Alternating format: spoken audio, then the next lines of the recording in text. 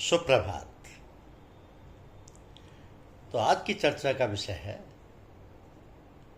वितर्कवाद ने प्रतिपक्ष भावनम।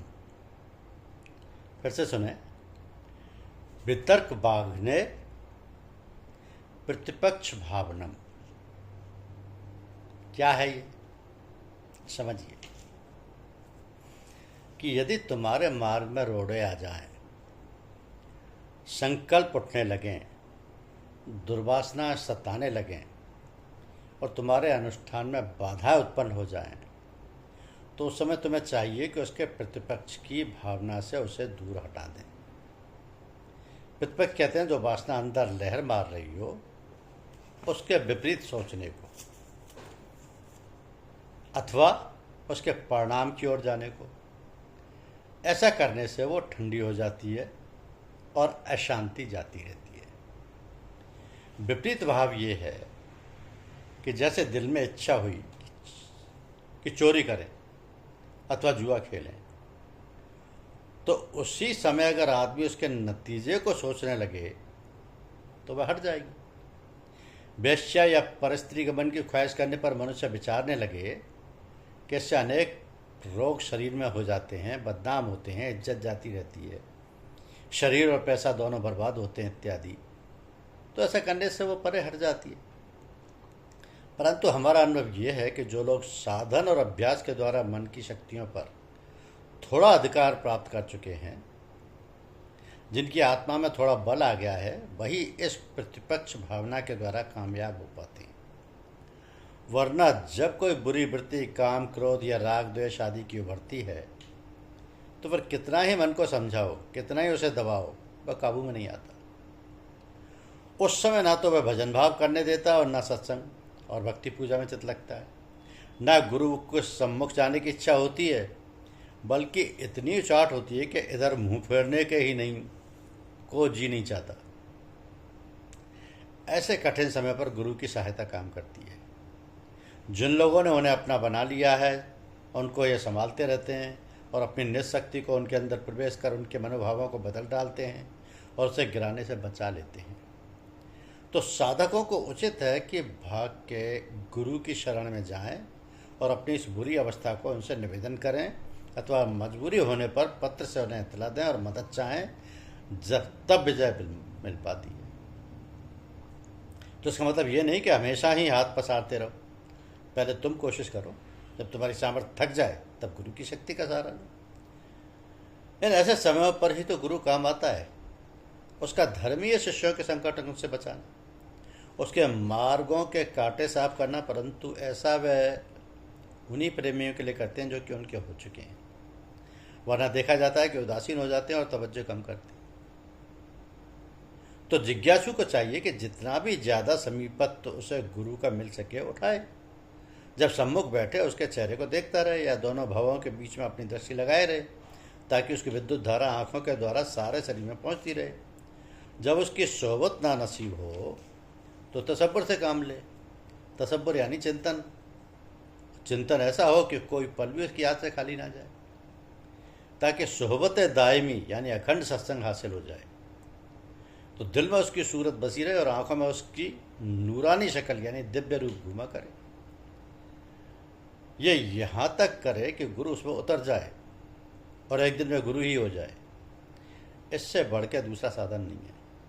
इसका तरीका यह है कि अपने सिर को उसका जाने, अपनी आँख को उसकी आँख समझे, अपने मुख को उसका मुख देखे, इसी तरह सारे शरीर को उसका शरीर समझने की कोशिश करें।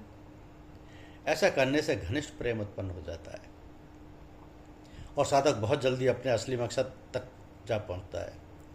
परंतु ये साधन सच्चे और पूर्ण गुरुओं के साथ करने का है, वरना हानि देता है।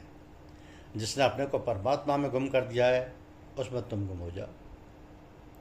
ये जात खास तक पहुंचने का सबसे आसान तरीका है। संतों में से भृंगी साधन कहा है। तो कभी कभी ऐसी हालत हो जाती है कि बहुत कोशिश करने पर भी दिल में यक्षुयत यानी एकाग्रता नहीं आती, न मन ठहरता है, न ध्यान जमता है, न आनंद आता है। उस वक्त चाहिए कि सारे साधन छोड़ के गुरु की सूरत को सम्मुख देखने लगे। समझे कि वो यहीं बैठे हैं, और मुझे देख रहे हैं, इसको उस वक्त तक ना छोड़े जब तक कि वह स्वयं ना छूट जाए।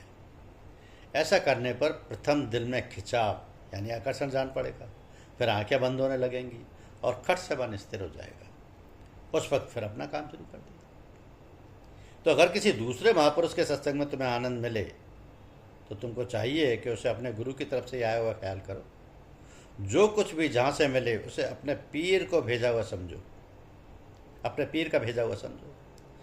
पीर मुरीद की हर हालत की खबर रखता है, उसके अच्छे और बुरे सभी काम उसकी निगाह में रहते हैं, उसके हुक्म की तामील कितनी हो रही है यह भी वह जानता रहता है। इसलिए हमेशा हाजिर और गायब यानी उपस्थित और अनुपस्थित मुझसे डरते रहो, ताकि कोई बुरा काम तुमसे ना होने पाए और कभी भय व निर्बलता तुम्हारे अंदर ना आने पाए।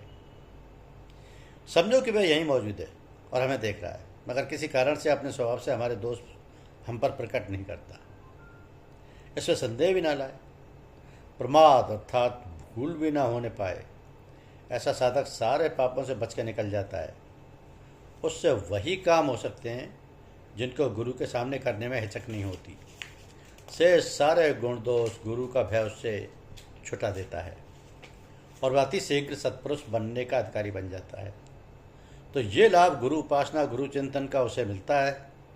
तात्पर्य यह है कि मुरीद की हर हालत में मुरीद को अपने दिल यानी हृदय का मुख पीर की तरफ ही रखना वाजिब है। उसकी मोहब्बत के सिवा जितनी भी चीज़ें उसके अंदर हों उन्हें बाहर फेंक के खाली कर दे।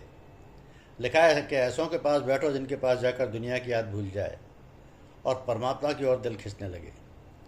तो या तो उसकी सोबत से तू वैसा हो जाए या वो तेरे जैसा हो जाए। न तू रहे न वो रहे, बल्कि दोनों परमात्मा में लय हो जाए। तो गुरु के सम्यक या दूसरे महापुरुषों के सत्संग में बैठ के पुस्तक पढ़ना, जाप करना अथवा कोई क्रिया करना दोष है। उस समय सारी तवज्जो गुरु की ओर ही रहनी चाहिए, ताकि उससे निस्बत मजबूत हो जाए और उसके जरिए तुम्हारी निस्बत परमात्मा तक पहुंच जाए।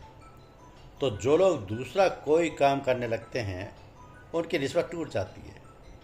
जाप इत्यादि कर्म से संबंध जोड़ने और उनके प्रेममयी धीरे धारे अपने तक पहुंचाने के लिए किए जाते हैं।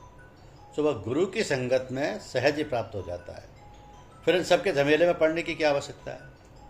तो गुरु जब बात करने की आज्ञा दें तो बात करो, और जब वह चुप हो तो तुम भी खामोशी से बैठे रहो, परंतु चित्त धरी रखो।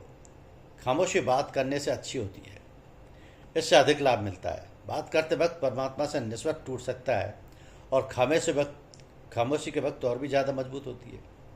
तो अगर वह किसी दूसरे काम में लगे हों, जैसे लिख पढ़ रहे हों, चल फिर रहे हों या किसी दूसरे से बात कर रहे हों, तो उसकी परवाह मत करो कि वह हमारी तरफ तवज्जो नहीं है। तुम चुपचाप अपना काम करने लगो। देखोगे कि जो फ़ायदा तुम्हें वैसे सम्मुख बिठाल के मिलता था उस वक्त भी मिल रहा होगा, क्योंकि शक्तिशाली पुरुष एक ही समय में कई काम कर सकते हैं। वह अपनी आकर्षणीय शक्ति तुम्हें भी दे रहे होंगे और दूसरी ओर भी अपने काम में लगे होंगे। तो जो महापुरुष हुजूरी की हालत यानी उपासना दर्शन में बैठे हों, उन्हें छेड़ना या उनसे बात करना अच्छा नहीं होता। इससे उन्हें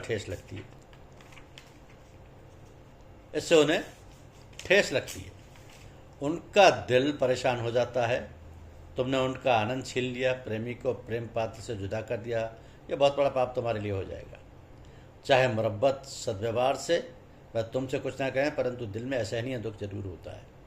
तो इसलिए ऐसे समय पर या तो वहाँ से हट जाना चाहिए या निहायत अदब और खामोशी से वहाँ बैठ जाना चाहिए, ताकि उनकी हालत उनसे छूटने ना पाए और तुम्हें दोष ना आए।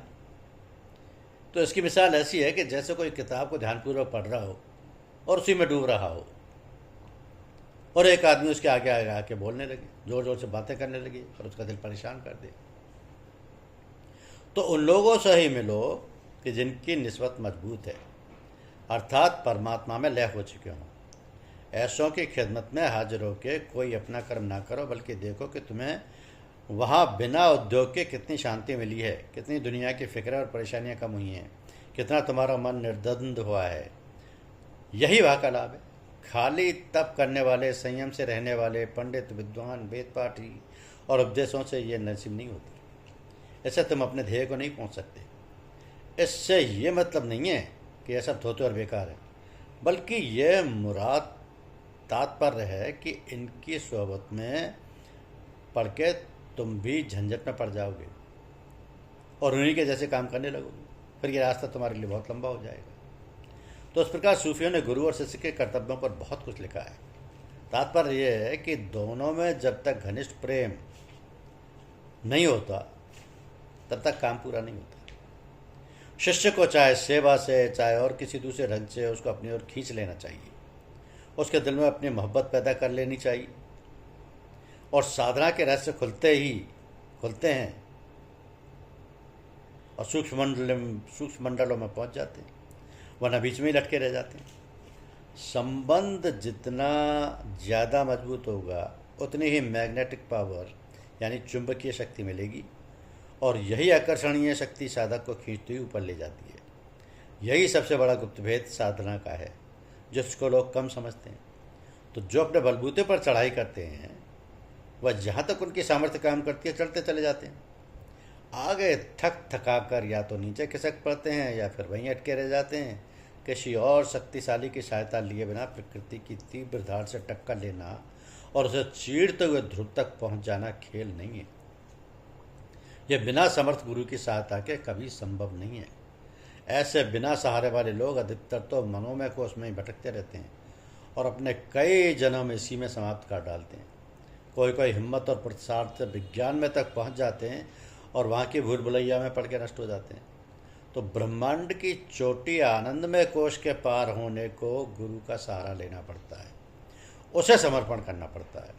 जब थके तो निराश हृदय से शिष्य गुरु की ओर ताकता है, उसकी दया की भिक्षा मांगता है, तभी वह प्रेम के वशीभूत हो उसे अपने आकर्षणीय धारों में बांध के ऊपर खींच लेते हैं और मायावाद के परे ले जाके खड़े कर देते हैं।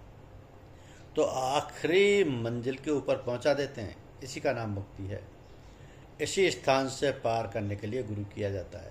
गुरु शक्ति का प्रत्यक्ष काम यहीं पर देखने को मिलता है। तो पुरानी कहावत है, निगरों को मुक्ति नहीं मिलती। इसका अर्थ भी हमारी समझ में यही आया है कि अपने आप कोशिश करने वाला अथवा अधूरे गुरु के बताए मार्ग पर चलने वाला विज्ञान में अर्थात बुद्धि के स्थान तक तो पहुंच रहता है, पर अहंकार के स्थान को पार नहीं कर सकता। तो जिसे माया से परे बैठे हुए किसी पूर्ण पुरुष का आश्रय नहीं मिलता, उसका दिव्य हाथ का सहारा नहीं पहुंचता, आखिर में अटका रह जाता है और माया का बंधन पूर्ण रूप से नहीं काट सकता, इसलिए मुक्ति से वंचित हो जाता है, जिसका कारण निगुरा अर्थात गुरु ना होना है।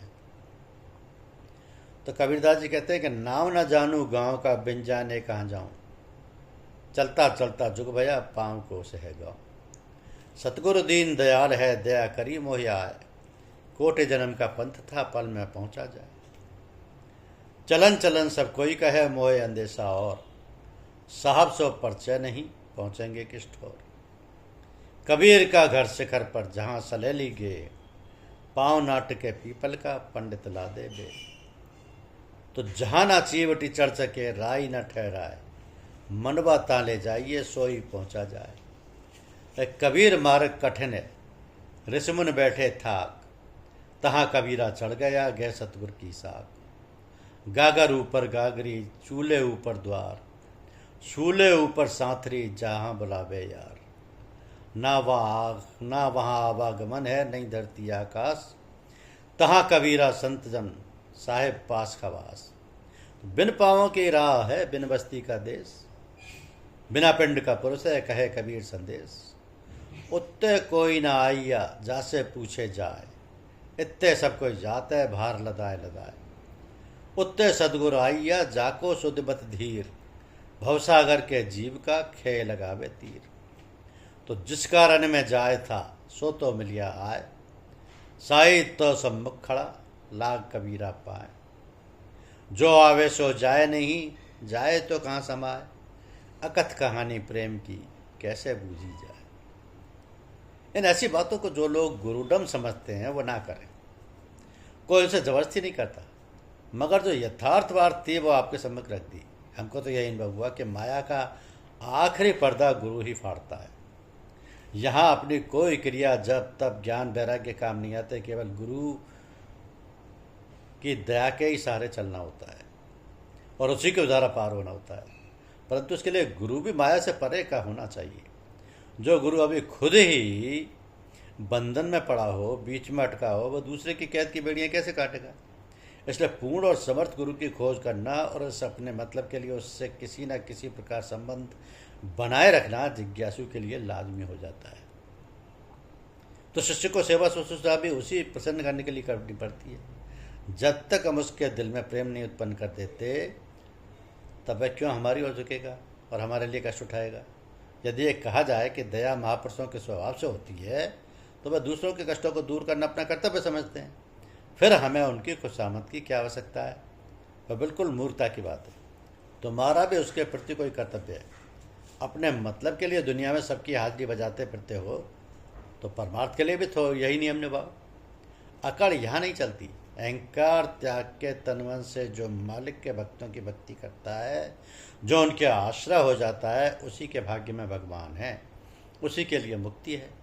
से सब इसी उधेड़ बुन में पड़े आवागमन के चक्कर काटेंगे और दुख उठाएंगे। तो किसी अपने काम को विद्युत पावर लेने के लिए किसी न किसी सेंटर से कनेक्शन करना पड़ता है। गुरु भी उस महान विश्वव्यापी शक्ति का एक सेंटर है। जब तक तुम्हारा कनेक्शन उससे मजबूत नहीं होगा, तब तक शक्ति की आकर्षणीय धारें तुमको कैसे मिलेंगी और तुम्हारा उत्थान कैसे होगा। तो इस रहस्य को समझो। जो अपनी बुद्धि और बल का मान त्याग के, अपने अहम को मिटा के आर्त और दुखी हृदय से भगवान को पुकारता है, उसका सहारा लेता है, वो उद्धार करने वाली धारें दी जाती हैं और उसी के लिए यह प्रभु की दिव्य शक्ति आती है और मनुष्य माया से संग्राम करने और पार होने के लिए शक्तिवान बनाती है मनुष्य को। परंतु ये परमात्मा की धार किसी दिव्य पुरुष के द्वारा मिलती है। डायरेक्ट धारें भी कोई कोई ले सकते हैं, परंतु ये वही लोग होते हैं जो साधना के ऊंचे संस्कार लेके इस शरीर में आए हैं। हर एक जिज्ञासु के लिए ये नियम लागू नहीं होगा। बहुत कोशिश करने पर भी, चाहे कभी कभी थोड़ी सी कामयाबी की झलक उन्हें मिलती दिखाई दे जाए, परंतु आगे वे फेल हो जाते हैं। और जब तक किसी जानकार का सहारा नहीं लेते, किसी उनके सेवक के चरण नहीं पकड़ते, तब तक सफलता मिलने में अथवा अपना उद्देश्य को पूरा करने में कठिनाई का सामना करना पड़ता है। तो प्राणी के शरीर में जैसी बाहरी इंद्रियों के स्थान है, वैसे आंतरिक इंद्रियों, मन, चित्त, बुद्धि और अहंकार के भी स्थान है। इन स्थानों की चढ़ाई एक से दूसरे कठिन है। ज्यों ज्यों वे ऊपर चलता है, त्यों तो इन सूक्ष्म मंडलों में से कठिनाइयाँ बढ़ती जाती हैं। मनुष्य अपने उद्योग से मन, चित्त और बुद्धि के पर्दे फाड़ सकता है, पर अहंकार का झीना आवरण दूर करना उसके सामर्थ्य से बाहर की चीज़ है। इसको गुरु ही दूर करता है। जब तक स्थूल रूप में अथवा सूक्ष्म या कारण रूप में अहम भाव मौजूद रहेगा, तब तक पूर्ण मुक्ति नहीं होती। इसलिए गुरु को मुक्तिदाता माना गया है। इन माया बंधनों को काटने के लिए और इस अपार भवनिधि के पार होने के लिए समर्थ गुरु का सहारा लेना होता है। तो होशियार केवट नाव किनारे लगा सकता है, माया के थपेड़ों से छुड़ा सकता है। इन काम के लिए शिष्य को गुरु का आश्रय लेना लाजमी हो जाता है। इन सब का खुलासा यह है कि मुक्ति के लिए, ईश्वर के दर्शन के लिए गुरु और शिष्य में इतनी घनिष्ठता और एकता होनी चाहिए कि गैरियत यानी भेद का पर्दा बीच से दूर हो जाए। अपने पराये का भाव दोनों के दिलों से जाता रहे।